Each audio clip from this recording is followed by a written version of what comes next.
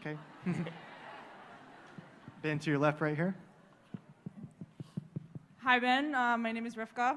So I have a question. I would like to know, why are so many Jews so liberal, and what can we do to change that? Because it's terrible. Okay, so the reason that so many Jews are so liberal is because most Jews do not have any relationship with actual Judaism. So it's important to recognize that when people say somebody is Jewish, there's two standards of Judaism. There's ethnic Judaism, as in like you have a mother who's Jewish in the Orthodox sense, or the way that the census does it, you have a parent who's Jewish, or you self-identify as Jewish. And then there is Judaism as a religion. Judaism as a religion is very conservative, which is why 70% of Orthodox Jews vote Republican. Right? 70% of Jews overall vote Democrat, but 70% of Orthodox Jews vote Republican because they care about Israel, because they care about abortion, because they care about traditional marriage, because they care about all of these things. So that's the real reason. The way to change that is by recognizing that if you are, it depends. Are these Jews that we're talking about, secular Jews that we're talking about, open to conservative argument more on a secular level, or are they more open to the religious argument? If they're more open to the religious argument, then I would say the first step is get them to go to synagogue once in a while. And if not, then I would say that the first step is to make a good secular argument in the way that you'd make a secular argument to anybody else. Right? When I argue, I'm an Orthodox Jew, I almost never cite the Bible, specifically because the vast majority of people are not convinced by arguments from the Bible. You have to be working within the confines of the Bible to accept an argument from the Bible. Most people want to hear a secular argument, and so those are the arguments we ought to be making in public policy. So you have to decide who it is you're talking to. You're talking to somebody from a religious perspective, you're talking to somebody who just happens to have a last name ending in Burgerstein, and now you're trying to convince them to vote Republican. We have one over here. Hi, Ben. My family loves you. My mom thinks you're the best guy ever, after her husband. Good, that's proper prioritization. I actually have two parts. The first is, what advice do you have for younger people going into politics where people say, oh, we don't have any experience? And then the second part is, can you send my friend Heather's Tumblr that says leftist tears? So if she comes up here, then I will definitely sign her Tumblr. And as far as what advice I have for young people getting into politics, the same advice that I give to everyone: read, read, read, read, read. Okay, age comes with experience, but the truth is, whatever experience you have from the time you're 20 to the time you're 60 is nothing compared to the collective experience of the crowd. The way that we mostly get the best ideas is by reading about those ideas. If you were just born into society and never read a book, I don't care if you're 70, you're probably going to end up an idiot. Okay, the reality is that life experience teaches a certain number of things, but it turns out that centuries of experience that you can read about in books teach you a lot more. So I don't agree that we should all resonate to bumper sticker slogans. I think the only thing that really matters is, can you educate yourself to the point where you actually know what it is that you're talking about, and also know what you don't know, so that you know what to tackle next. I can listen to the next question while I sign. Back to your left, Ben, as well. Hi, Ben. My name's Tara. I'm a huge fan. But one of the big questions I've always had is, if you do decide to run in 2024, what do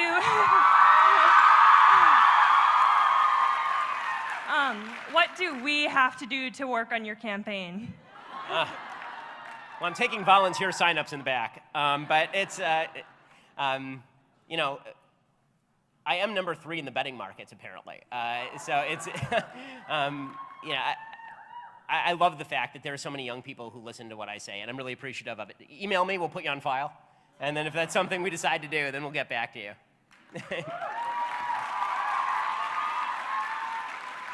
We have one over here. To your right. Okay. Hi, Ben. I heard about you on Joe Rogan, and I've been listening to your podcast ever since. But I have a question.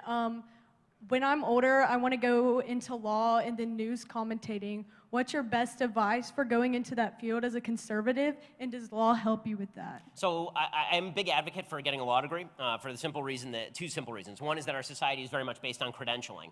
You know, we have a society that really likes credentials. If you have a law degree, then people think you're smarter than you actually are. It's worked for me so far. The other reason is because law actually teaches you how to think in a certain legalistic way. It allows you to read some of the laws that are being passed, so it's good for political analysis. Like for example, when James Comey was making the announcement about Hillary Clinton, right, in July, I could immediately pull up the law, read the law, and recognize that he was making up his own legal standard that had nothing to do with reality. Right? There are certain things that you just know as a lawyer that you wouldn't know otherwise. As far as news commentating, what I've always said is that you have to bring people information first and then commentary. So everyone has an opinion. The question is, how much information can you convey, which is one of the reasons why I spend an awful lot of time on my show and in my writing trying to convey information first and then give my opinion. And I think that also creates a good a good model for having conversations, because first we have to agree on a common basis of facts, and then we can decide, whether we agree on the argument that springs from those facts.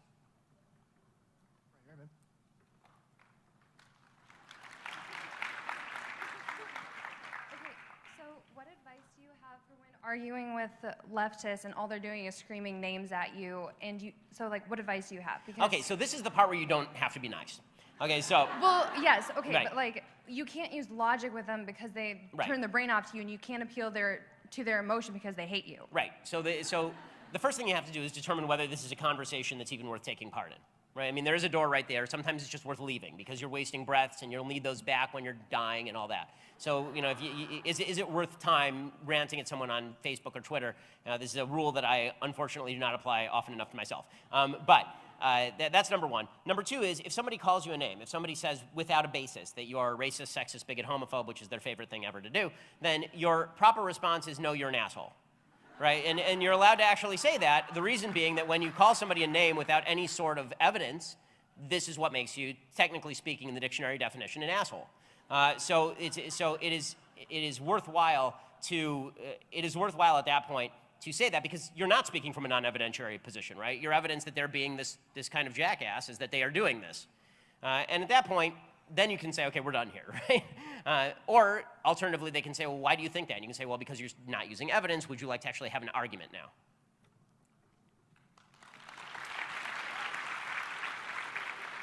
Okay. Hi, I have a question. So statistically speaking, it's known that most college professors are liberal.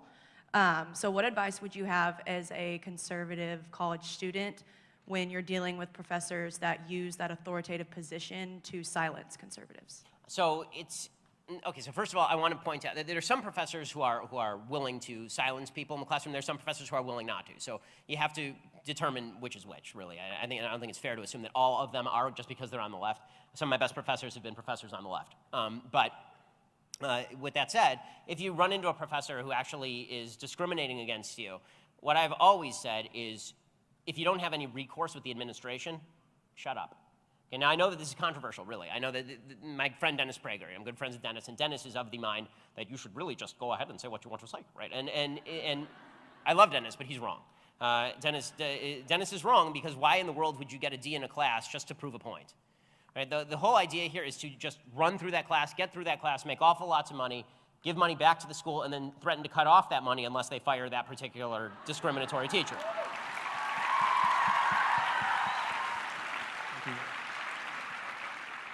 Hi.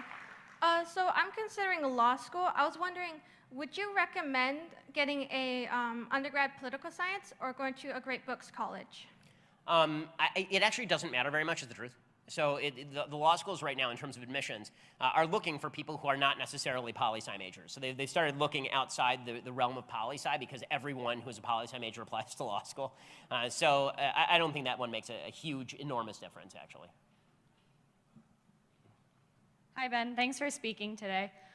So I'll be co-teaching with a professor an Intro to Freshman Life class at my college, and they're going to give me curriculum to teach.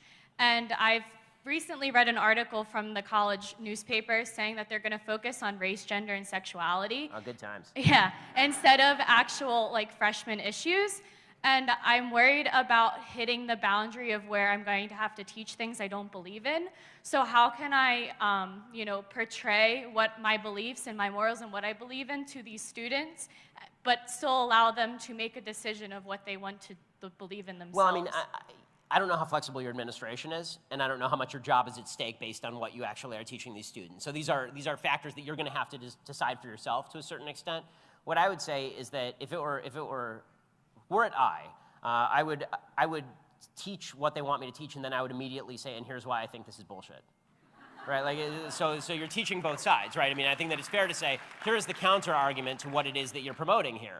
But I'm not sure that your school will let you get away with that. If it comes down to, right, and they may not. And so then you just have to decide whether you think you're doing more good in the position as somebody who can, maintain a certain standard of lifestyle in the dorms, for example, when you're actually performing with individuals, or whether it's better to quit, right? Right, so if you have your own office hours, then what I would suggest is at the very end saying something like, listen, I understand there may be a lot of people who disagree with some of the material in this. I may disagree with some of the material in this, but I have office hours, so my door is always open to talk with you. And if you can get away with that, I think that's better than probably quitting and have some leftists teach them all this nonsense.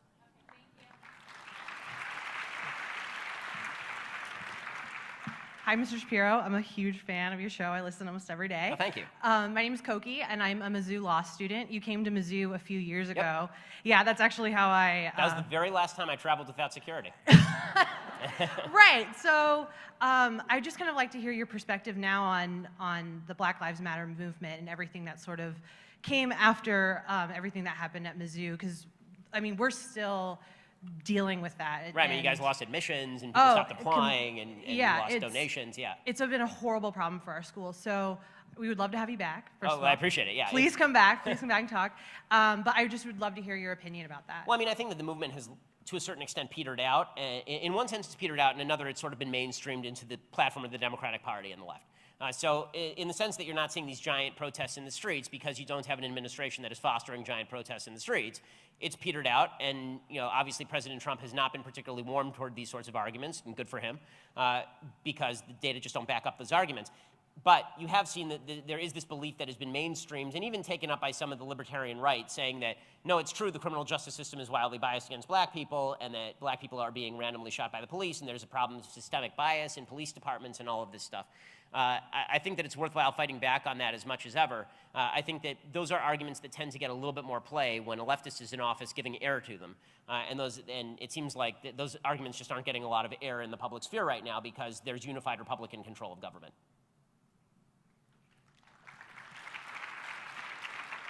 Hi, Ben. New fan. Very impressed so far. My question is, on my campus, we have a socialist group that formed specifically against Turning Point. They've called us Nazis, fascists, KKK, the usual. And they've been calling for us to be removed from the campus and expelled. Been there, yeah. They've attacked Candace Owens face to face. They called her, a white supremacist. Yeah. And always a smart move, yeah. Yeah. They've been doxing us, posting our pictures and everything. My question is, what is the best course of action? We table and they come up to us in debate, and it just seems we're not getting anywhere. Well, I mean, I'm not sure you're going to get anywhere with the people who are your chief critics, but I think that mockery is absolutely warranted. I mean, when they are extreme enough to suggest that Candace Owens is a white supremacist, for example, I think that is definitely worthy of mockery. And asking them what makes her a white supremacist and catching it on tape and putting it on YouTube is fully worthwhile. And I think, I'm sure you're doing that, right? I mean, exactly. So, I mean, sunlight is the best disinfectant for a lot of this sort of thought. Again, you have to fight back against these slurs, but I'm very much in favor of being aggressive with the socialists. I mean, these are people who are backing an economic system that is responsible for the deaths of literally over 100 million people. So it seems to me that they don't have a real moral leg to stand on when it comes to pushing their philosophy. That said, I mean, I think that you have to determine what your crowd is. As always, you have to determine who your audience is. Is your audience the people you're arguing with? No. Your audience is the people who are outside that room. And so sometimes it may be better to just ignore the people who you're talking to and talk to the people beyond them, or to use these people as an example of things you should not do. Also, I think that it's worthwhile just saying to them, if you want to have an open debate in front of the school, you put up your best, we'll put up our best, and we'll do it. And they'll turn you down. They'll say that they don't want to do it. And then you say, well, you're anti-free speech because you don't want to do this, right? I mean, you don't want to have a debate. All you want to do is shout at the moon. Well, if you want to shout at the moon, enjoy yourself. But obviously, there's only one side here that actually wants to have a serious conversation.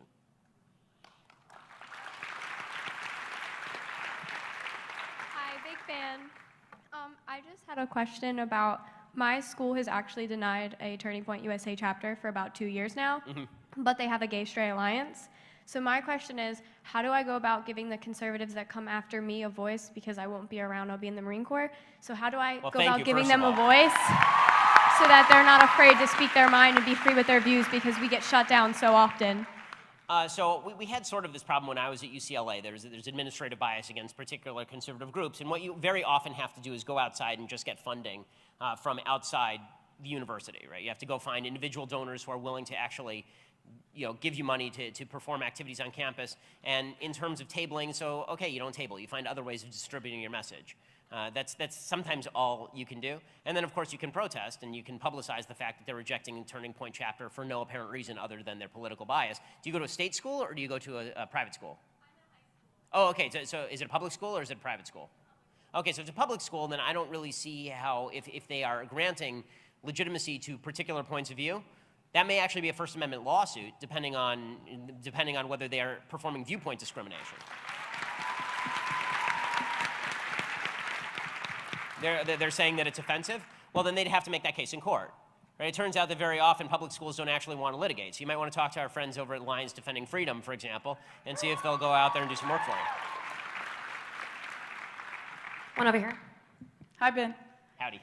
So I just finished my first year of college, and I've been struggling with choosing to pick a major and what I'm going to do with the rest of my life. So I was just wondering if you always knew what you were going to do, and if you have advice to decide and figure out what you were going to do. So I did not know always what I was going to do. I was always, interested in history. I was always interested in politics and speaking. I was doing I remember I won a speech contest against 8th graders when I was in 3rd grade and such. But when I went to college, I actually thought that I was going to major in biology, and I thought that I was going to work for Amgen and do genetic biology, and I thought that I was going to double major in music because I was a concert violinist at the time.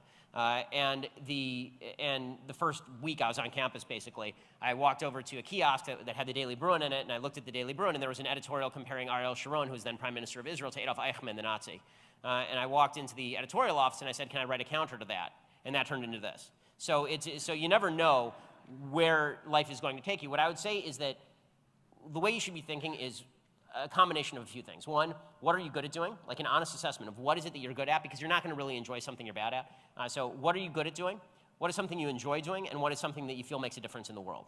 If you can find the confluence of those three things, then you're going to, I think, pursue a career that is worthwhile and enjoyable. If you're missing any one of those three factors, it's going to be very difficult for you. If you have a big skill set, then figure out which way you think you can make the most difference in the world and what you enjoy doing.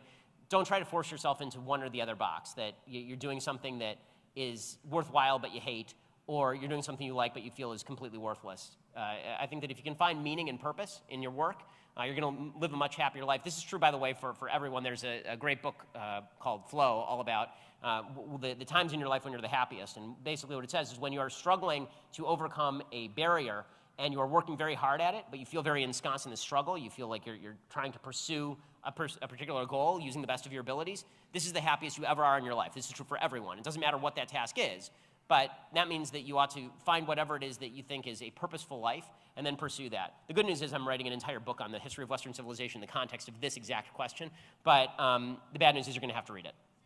Sign my book. Yeah, bring it here. Right up the middle, Ben, right here, up the middle. Yeah. Guys, unfortunately, we only have time for this last question, so thank you all. Hi, Mr. Shapiro. My name is Cheyenne Martin. I go to Georgetown University. I say that because I was very sad when you couldn't attend. I was very sad as well. Yeah, they made man. the joke that the snowflakes finally won. Yeah, they did. It was Yeah, unbelievable, by the way. It snows in D.C. Like, just come to class. Like, what I know. Anyway, I have a personal ambition of working for Naval Special Warfare as an operations planner. Wow. And then after that, I would like to either be the ICE director or CIA director. Okay. And because... Thank you. Because of these ambitions, I've often been called like racist, bigot, homophobe, all that. And I've actually been subject to physical and verbal harassment by students and some professors, like outside of class. Luckily, the administration has taken care of most of these issues, but my question is, even after you've been a decent person, political discourse, join all the few club organizations that are on campus, how do you face this fear and overcome it of being harassed and like just constantly bullied by these huge group of people, especially when you're surrounded by it? Also, I have a Ben Shapiro Thug Life shirt. So, as someone who's I've met my fair share of sort of group harassment and such. I was the #1 target, according to the Anti-Defamation League, of anti-Semitic tweets among Jewish journalists on planet Earth in 2016. So I've gotten my fair share of this. I understand it. It is difficult. I'm not going to pretend that it's not hard or that it's easier. You can just sort of brush it off. You do have to grow a thick skin. There's no real other choice other than to do that. And the only way to do that is to recognize that the only people who really have power over your life, the only person who has power over your life is you, unless they're physically harming you, in which case call the cops. But in terms of how you respond emotionally to what somebody else does, I have sort of a stoic philosophy on this, which is you can't control what anyone else is going to do to you, but you can control your own reaction to what it is that somebody else does with you. There's a prayer that we say 3 times a day in Orthodox Judaism that at the very end of sort of the most holy part of the service, in which we say that we pray to God that our souls should be like dust to our enemies, meaning that we should be able to absorb the body blows and treat it as though it's nothing, right? And that's very difficult, right? It's something you have to work on daily. But when you know that you're in the right, and when you know that there are a whole group of people who also support you, and they may not be here right now, they may not be with you at that exact moment, but there are a whole group of people who are out there rooting for you and supporting you and believing what it is that you believe, because what you believe is virtuous and true, then I think that gives you a lot more comfort. It's lonely out there, I know. Again, I've been there. It's lonely out there, but understand that there's not just this room full of people. There are literally millions upon millions of people who agree with your perspective and who believe that you're doing the right thing and trying to do something good for the country. And that should at least give you the word in Hebrew is chizuk. It should at least give you the interior strength to know that if you can withstand the slings and arrows of outrageous fortune, not only will you be fine, you'll be a contributor to the greatest country in the history of the world. Well, thank you so much. I really appreciate it.